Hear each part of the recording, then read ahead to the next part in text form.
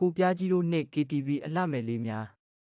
ကဲတောက်လက်စားအရက်ကလည်းကုံမီအချိန်ကလည်းရလာပြီဆိုတော့ဟစ်ချင်လာပြီဟာဆိုပြီး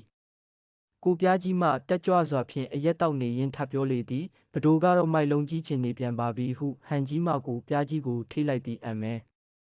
ငါမိုက်လုံးကြီးတာမင်းပဲသိလဲဟင်း KTV ရောက်ရင်စော်တော့ခေါ်ဦးနော်ဟု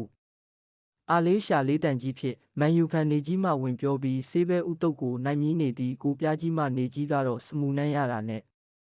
မန်ယူအပူတောင်မေရောဟဆိုပြီးရီကြလေသည်ဟာဟီ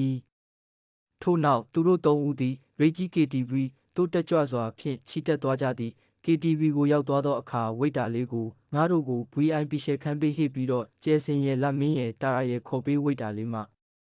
အဲ့ဒီအမတွေအခန်းဝင်နေလို့ပါဆရာ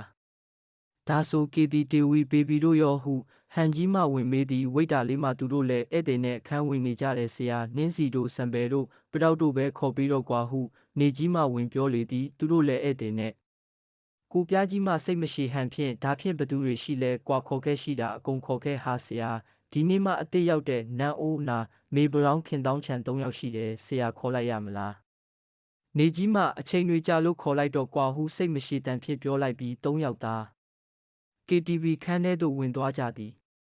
မိယောင်မိန်ဒစ်ကိုလိုက်များဖြင့်ကိုပြားကြီးသည်မြူးကြွစွာဖြင့်စပွဲတွင်ရှိသောစစ်မြင်းအရက်ပလင်းအားဖွင့်ရင်ငါအကြိုက်ကစေပဲအမဲဘာလာတောင်းတဲ့ဘလူကများပြောသေးကဲမှုပြီးရောချဟုလောစော်ပြီးခွက်ချင်းတိုက်ခါမောချလိုက်သည်ကိုပြားကြီး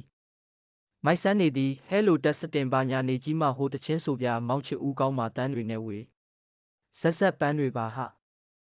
နေကြီးရမင်းဟာကလည်းအေးကွာငါငယ်ချစ်ဦးကိုတတိယသွားလို့ပါကွာထိုစဉ်အခန်းတကားပွင့်သွားပြီ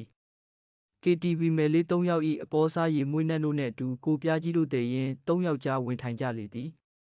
ထိုစဉ်မိပြတ်သွားသည်ကိုပြားကြီးမှတချင်းဆိုမယ်ဆိုကာမှကွာငုံမ EBC ဟူရေရွတ်အော်ဟစ်လိုက်သည်မိဆက်နိုးတန်များကြားလိုက်ရပြီးအခန်းမီးများပုံမှန်မီအလင်းဖြစ်ပြန်လင်းလာသည်ထိုအခါကိုပြားကြီးတို့သည်ခေါ်ထားသော KTV မယ်တွေကိုကြည့်လိုက်ကြသောအခါထိတ်လန့်အံ့ဩသွားကြဟန်ဖြင့်ဟင်ဟာဒါကြီးတွေကရက်ကွက်ထိတ်အနှေးရင်ဂိတ်ကအာနိုးမျိုးကြီးတန်ချောင်းလို့ပါလားဟာမင်းတို့မိန်းမတွေလို့ဝစ်ပြီးဘလို့ဖြစ်ကြတာတော့အာနိုးတို့မှမီးတို့လဲလေမန်ယူကြောင်းဘဝပြက်ကြံရမရ KTV မယ်ဘဝရောက်တော့တာပါပဲအတူပြားကြီးရဲ့ဟူညူတန်ကြီးပြောလိုက်ရာကိုပြားကြီးမှဟန်ကြီးနေကြီးတို့ပြေးကြဟေ့ဟုအော်ဟစ်ပြောပြီးပြေးလေတော့သည်ဟန်ကြီးကကျွန်တော်ရှိမှရောက်နေပြီးဘလို့နေကြီးမှငါလည်းစောင့်ကြပါဦးဟုအော်ဟစ်ခါဝရုံးသုံးကားဖြင့်ပြေးထွက်လာကြသည်နောက်ဖက်မှအာနိုးတို့အဖွဲ့ကလည်းအတိုးကြီးတို့မထားခဲ့ပါနဲ့ဘာညာရှုပ်ထွေးဤတွင်ဇလန်းပြီးဤတက်ပေတက်တာ